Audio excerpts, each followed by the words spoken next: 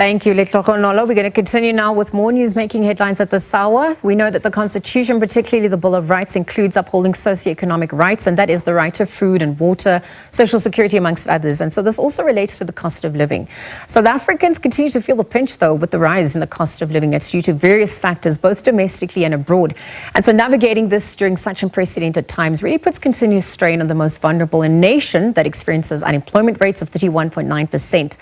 And since the formation of the Government of National Unity, the unemployment levels have dropped from 32.1%. The social relief of distress grant, of course, has also been extended, amongst other measures. But we're really looking at what does this mean for South Africans at large, navigating these multiple crises, particularly as we observe Freedom Month. So Annaline Poel, Chief Legal Officer at Debt Rescue South Africa, joins us to weigh in further. Annaline, good morning, and thank you for making time to chat with us here today. Good morning, Liesl. Thank you so much for having me. The challenges that are facing, that South Africa is facing, is multifaceted, and the daily survival, it's really perpetuated by this increasing economic challenges, and that's affecting the business supply value chain as well. Perhaps you could just paint that picture, talk to the economic realities on the ground for ordinary South Africans. Well, unfortunately it's bleak. We did a survey recently at Debt Rescue to just get an idea of what are consumers going through, particularly looking at the effect of the electricity price hike that's just come in. And it's been absolutely shocking to see the choices that consumers are having to make. People are cutting back on essentials like food and transport so they can keep the lights on. So, and this was before the electricity hike had even kicked in. So now you're adding another 12.7% tariff hike. We've got a cost of living crisis. We still have that hangover that we're stuck with, and unemployment, as you've mentioned. So disposable income is shrinking, and realistically, it's really crushing household finances. And there's obviously continuous talks about the VAT increase.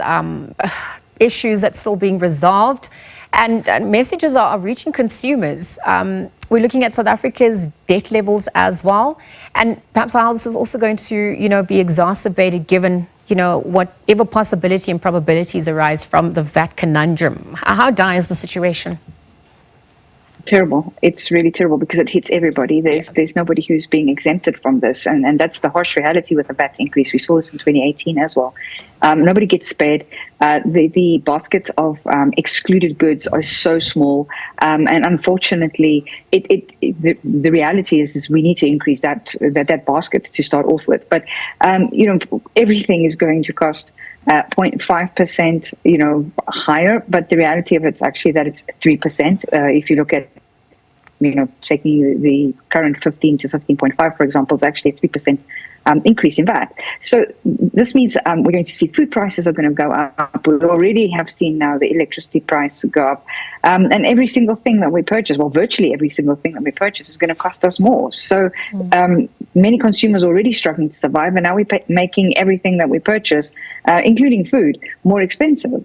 Yes, and obviously compromising on the nutritional value. And again, to your point about opportunity costs, what needs to be foregone or what they have to forego, of course, to meet some of the other demands and strains. Also, just back to your earlier point about the electricity tariffs that are kicking in. I mean, that's also going to have an impact. We've seen load shedding and the impact of the electricity crisis leading up into this. And given the reality that you've also spoken to, I mean, how is this exacerbating the crisis? Because even just the methodology itself, whether it's flexible enough at this point to accommodate poor South Africans, especially during these challenging economic times. These are some of the questions that are being posed. How would you weigh in? Well, the reality is we understand that Eskom is under immense pressure to try and get the infrastructure back up and running so that we can prevent load shedding, because obviously that has massive, devastating impacts on the economy. But the reality is that the average consumer is the one who's bearing the brunt in having to try and find solutions and ultimately pay for this.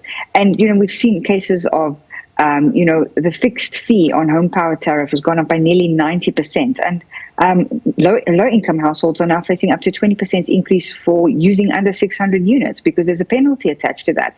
So, there's a lot that needs to be taken into account, and we definitely need a fairer distribution, and we have to factor in how this affects South Africans ultimately. I mean, when people have to start foregoing food, when they have to, really start looking at investing in other, methods, for example, gas or whatever, those are cash layouts people don't have. Solar is incredibly expensive. And South Africans are left with very little options at this point, and it's just really putting them in a case where it's getting worse and more difficult for them. Because there's also the stretching of the social relief of distress grant rather.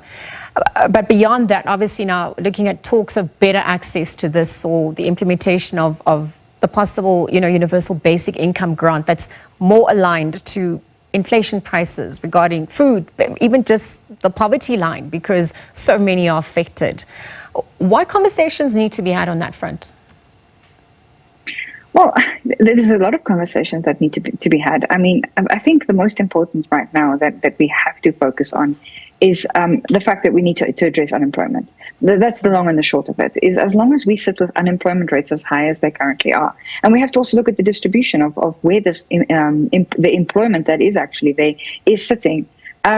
If we don't have South Africans employed, it means that there is no revenue for government, ultimately. There's no spending power, which means the economy is not growing. And in contrast, it's actually, it might not be contracting, but the rate at which it's growing is very, very slow. So we need to look at things like this grey listing. We need to address that so that we can get off of that, so that we can ultimately have more investment back into this country, and thereby, empowering businesses to grow and ultimately employ more people. It's sustainable employment, proper employment is what this country needs, so that we can stimulate the economy and obviously, most importantly, is get sustainable solutions for households who are unfortunately having to live on these grants, which are not nearly enough to actually assist them in reality. Because these are the domestic challenges that we're facing. And whilst we're navigating that, I mean, that is a conundrum on its own. Government has that commitment to obviously raise revenue to deliver on its constitutional obligations, but the context is also occurring, it's not occurring in isolation. There's a global outlook as well. It's also uncertain. It's also unpredictable at this time. Trade-offs are definitely needed. So perhaps you could also explain the macro factors. Global inflation, we're looking at exchange rate issues as well. We saw the fluctuations there. Tell us a little bit more about that. I mean, I don't know if we have time to speak about climate change as well, even just the lingering effects of COVID-19. Indeed, and I think that's the whole thing is that nothing is happening in isolation. It's not one element, it's multiple elements. So if we look at, obviously globally, there's been, there's always the saying that if America sneezes, the rest of the world catches a cold. And if America, starts, for example, what we've seen in this past week and a half, the tariff increases, etc., the massive worldwide effect it had on trade markets, and unfortunately then we have to look at the additional impact of our domestic situation as well. Currently the rand is trading at about 19 rand 30 to the US dollar. It was 18 rand 31 on the last day of March, so this is a 4.5% decline in a question of 2 weeks. And we're a country who is heavily reliant on imports, which means that everything that's landing here now is costing a lot more because of these instabilities. But the reality is there are a lot of things we have absolutely no control over. The macroeconomic factors, global instability. We've got two wars going on at the moment, at least 2 wars going on at the moment, and all of them ultimately affect global markets and us as a developing economy. As we're classified, are ultimately usually the ones who get affected the worst. Yeah, I need to wrap up. And so in conclusion, obviously now we're Freedom Month, commemorations are ensuing.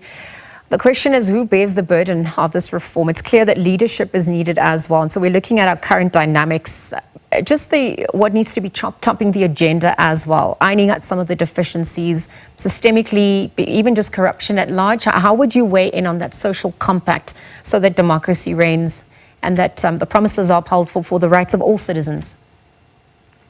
Well, I think we really need to address, for example, the items like you've mentioned. We need to make sure that there's no corruption and that gets tackled as quickly as possible. We need to build faith in our country where investors look to us and go, this is a place where we want to invest. We feel stable. This is, but there's no anomalies that could cause massive risk to them. And this goes back to the grey listing conversation, for example. So there's a lot that needs to happen. Unfortunately, beyond most, us ordinary South Africans' control, there's very little many of us can do about that. But and we need to look at job creation. There's a lot that needs to happen, and there's a lot of pressure, and unfortunately, it's going to take time. But I do believe there's hope, and it's going to take some serious commitment to actually get us out of this. Okay, well, obviously the clock is ticking, and we're watching how those dynamics unfold. Let's leave our conversation there for now. Annaline, thank you for your time. Really just weighing in, of course, this Freedom Month. We were exploring the rise in the cost of living due to micro and macro factors. Annaline van der Poel, of course, Chief Legal Officer at Debt Rescue South Africa, weighing in. Perhaps also looking at the impact that it's having on the most vulnerable as well. Thank you to her for joining us.